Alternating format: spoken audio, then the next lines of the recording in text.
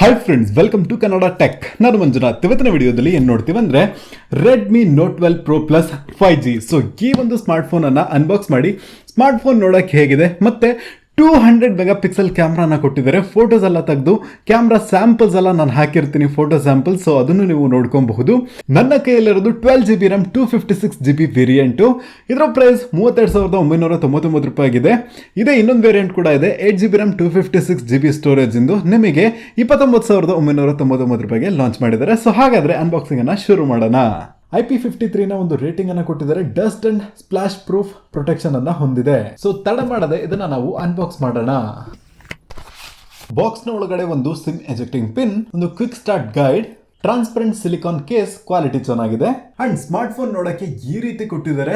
Back side ನೋಡೋದಾದ್ರೆ ನಮಗೆ 200 megapixel ನ ಟ್ರಿಪಲ್ ಕ್ಯಾಮ್ರಾ ಸೆಟಪ್ ಅನ್ನು ಕೊಟ್ಟಿದ್ದಾರೆ. ಬ್ಯಾಕ್ ನಮಗೆ ಗ್ಲಾಸ್ ಸಪೋರ್ಟ್ ಇದೆ. ಫ್ರಂಟ್ 16 ಮೆಗಾಪಿಕ್ಸೆಲ್ ನ ಕ್ಯಾಮ್ರಾನ ಕೊಟ್ಟಿದ್ದಾರೆ. ಡಿಸ್ಪ್ಲೇ ಅನ್ನ ನೋಡೋದಾದ್ರೆ 6.67 ಇಂಚ್ ನ full HD plus AMOLED display ಅನ್ನ ಕೊಟ್ಟಿದ್ದಾರೆ. 120 Hz ನ ಒಂದು ರಿಫ್ರೆಶ್ ರೇಟ್ ಅನ್ನ ಹೊಂದಿದೆ. ಇನ್ನು ಸೈಡ್ ನೋಡೋದಾದ್ರೆ ವಾಲ್ಯೂಮ್ ಕೀಸ್ ಗಳನ್ನ ಕೊಟ್ಟಿದ್ದಾರೆ ಮತ್ತೆ side mounted finger print sensor ಅನ್ನ ಕೊಟ್ಟಿದ್ದಾರೆ. ಟಾಪ್ ನಲ್ಲಿ ನೋಡೋದಾದ್ರೆ 3.5mm ನ audio Jack support and speaker, noise cancellation microphone ಮತ್ತು ಐರ್ ಬ್ಲಾಸ್ಟರ್ ಸಪೋರ್ಟ್ ಅನ್ನ ಕೊಟ್ಟಿದ್ದಾರೆ. ಬಾಟಮ್ ನಲ್ಲಿ ಮೈನ್ ಸ್ಪೀಕರ್, ಟೈಪ್ ಸಿ ನ ಚಾರ್ಜಿಂಗ್ ಇಂಟರ್ಫೇಸ್, ಒಂದು ಮೈಕ್ರೋಫೋನ್ ಹಾಗೂ ಸಿಮ್ ಟ್ರೇ ಅನ್ನ ಕೊಟ್ಟಿದ್ದಾರೆ. ಇದರಲ್ಲಿ 2 ಸಿಮ್ ಅನ್ನ ಹಾಕಬಹುದು. 2 ಸಿಮ್ ಕೂಡ 5G ಅನ್ನ ಸಪೋರ್ಟ್ ಮಾಡುತ್ತೆ. ಇನ್ನು ಆಪರೇಟಿಂಗ್ ಸಿಸ್ಟಮ್ MIUI 13 Android 12 ನ ಬೇಸ್ ಮೇಲೆ ರನ್ ಆಗ್ತಾ ಇದೆ. ಇನ್ನು ಬಾಕ್ಸ್ ನಲ್ಲಿ 120 ವಾಟ್ಸ್ ನ ಚಾರ್ಜಿಂಗ್ ಅಡಾಪ್ಟರ್, ಟೈಪ್ ಸಿ ನ ಚಾರ್ಜಿಂಗ್ ಕೇಬಲ್ ಅನ್ನ ಕೊಟ್ಟಿದ್ದಾರೆ. ಇದರಲ್ಲಿ 6.67 ಇಂಚ್ ನ ಪ್ರೋ AMOLED ಡಿಸ್ಪ್ಲೇ ಅನ್ನ ಯೂಸ್ ಮಾಡಿದ್ದಾರೆ.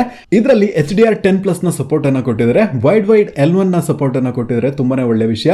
ಸೊ ನಾವು OTT ಆಪ್ಸ್ ಅನ್ನ ಪ್ಲೇ ಮಾಡ್ಕೊಳ್ಳೋಕೆ, 4K ಕಂಟೆಂಟ್ಸ್ ಅನ್ನೆಲ್ಲ ಸ್ಟ್ರೀಮ್ ಮಾಡ್ಕೊಳ್ಳೋಕೆ ಚೆನ್ನಾಗಿರುತ್ತೆ. ಹಾಗೂ ಇದರಲ್ಲಿ ಡಾಲ್ಬಿ ವಿಷನ್ ಸಪೋರ್ಟ್ ಅನ್ನ ಕೊಟ್ಟಿದ್ದಾರೆ. ತುಂಬಾನೇ ಒಳ್ಳೆ ವಿಷಯವಾಗಿದೆ. ಫ್ರಂಟ್ ಪ್ರೊಟೆಕ್ಷನ್ ಗೆ ಅಂತ ನೋಡೋದಾದ್ರೆ ಗೊರಿಲ್ಲಾ ಗ್ಲಾಸ್ 5 ನ ಯೂಸ್ ಮಾಡಿದ್ದಾರೆ. So over all display quality ಚೆನ್ನಾಗಿದೆ ಅಂತಾನೆ ಹೇಳಬಹುದು.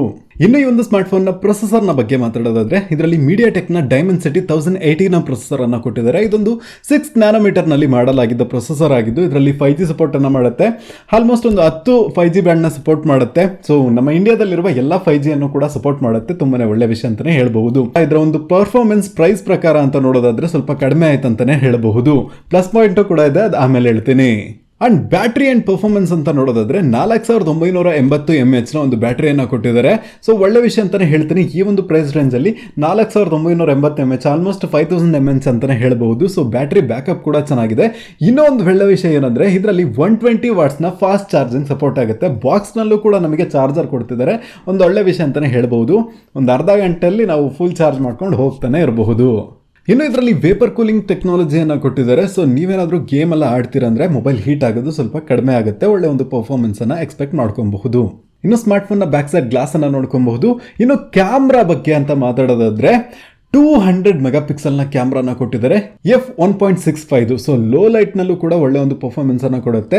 ಸ್ಯಾಮ್ಸಂಗ್ನ HPX ಸೆನ್ಸರ್ ಅನ್ನು ಯೂಸ್ ಮಾಡಿದ್ದಾರೆ. ಸೊ 200 ಮೆಗಾಪಿಕ್ಸೆಲ್ ಒಳ್ಳೆ ಒಂದು ಫೋಟೋ ಕ್ಲಾರಿಟಿಯನ್ನು ಕೊಡುತ್ತೆ. ನಾನು ಈ ಒಂದು ಫೋನ್ನಲ್ಲಿ ತೆಗೆದಿರುವಂತಹ ಎಲ್ಲ ಫೋಟೋಸ್ಗಳನ್ನು ನಾನು ಇಲ್ಲಿ ಹಾಕಿರ್ತೀನಿ, ನೀವು ನೋಡ್ಕೊಬಹುದು. ಕ್ವಾಲಿಟಿ ಅಂತೂ ಅಮೇಝಿಂಗ್ ಆಗಿದೆ. ಸೊ ಅದಕ್ಕೋಸ್ಕರನೇ ಈ ಒಂದು ಸ್ಮಾರ್ಟ್ ಫೋನನ್ನು ತಗೊಬಹುದು. ಓಕೆ, ಸೊ ಇದರಲ್ಲಿ ತೆಗೆದಿರೋ ಫೋಟೋಸ್ ಮತ್ತು ವಿಡಿಯೋಸ್, ಈ ಒಂದು ಸ್ಮಾರ್ಟ್ ಫೋನ್ನ ಮೈಕ್ನಿಂದ ಹೇಗೆ ವಾಯ್ಸ್ ರೆಕಾರ್ಡ್ ಆಗುತ್ತೆ, ಸೊ ಅದರ ಕ್ವಾಲಿಟಿನೂ ನೀವು ನೋಡ್ಕೊಬಹುದು.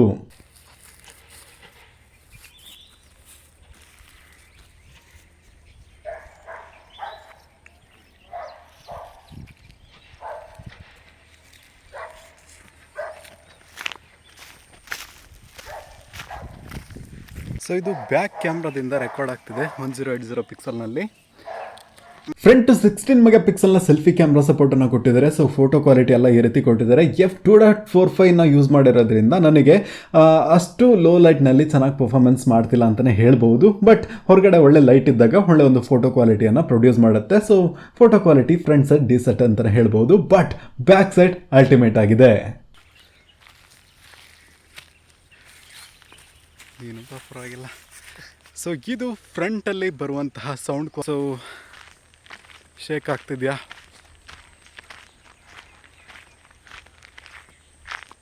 ನಡೀತಾ ಇದ್ದೇನಪ್ಪ.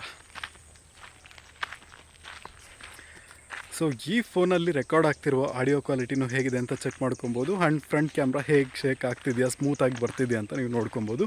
ಸೊ ನನಗೆ ಅನ್ನಿಸ್ದಂಗೆ ಫ್ರಂಟು ಸ್ಮೂತ್ ಇದೆ.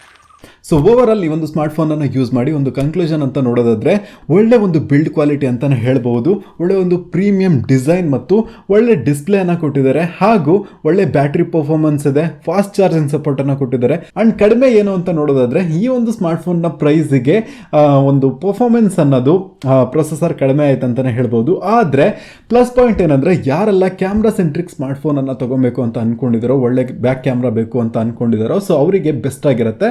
So back camera quality super ಆಗಿದೆ. ಸೊ ಪ್ರಾಡಕ್ಟ್ ಲಿಂಕ್ ನಾನು ಡಿಸ್ಕ್ರಿಪ್ಷನ್ ಅಲ್ಲಿ ಕೊಟ್ಟಿರ್ತೀನಿ, ನೀವು ಅಲ್ಲಿ ಚೆಕ್ಔಟ್ ಮಾಡ್ಕೊಬಹುದು. ಸೊ ಇವತ್ತಿನ ಒಂದು ಮಾಹಿತಿ ನಿಮಗೆ ಇಷ್ಟ ಆಗಿದ್ರೆ ಲೈಕ್ ಮಾಡಿ, ಹಾಗೆ ವಿಡಿಯೋನ ಎಲ್ರಿಗೂ ಶೇರ್ ಮಾಡಿ. ನೀವು ಕನ್ನಡ ಟೆಕ್ ಚಾನಲ್ಗೆ ಸಬ್ಸ್ಕ್ರೈಬ್ ಮಾಡ್ಕೊಂಡಿಲ್ಲ ಅಂದ್ರೆ ಸಬ್ಸ್ಕ್ರೈಬ್ ಮಾಡ್ಕೊಂಡು ಪಕ್ಕದಲ್ಲಿರೋ ಬೆಲ್ ಬಟನ್ ಅನ್ನ ಕ್ಲಿಕ್ ಮಾಡೋದ್ರಿಂದ ನನ್ನ ಎಲ್ಲ ಮುಂದಿನ ವಿಡಿಯೋಸ್ಗಳನ್ನ ನೀವು ನೋಡ್ಕೊಬಹುದು. ಸೊ ಇವತ್ತಿನ ವಿಡಿಯೋದಲ್ಲಿ ಇಷ್ಟನೇ. Thank you for watching and Jai Hind.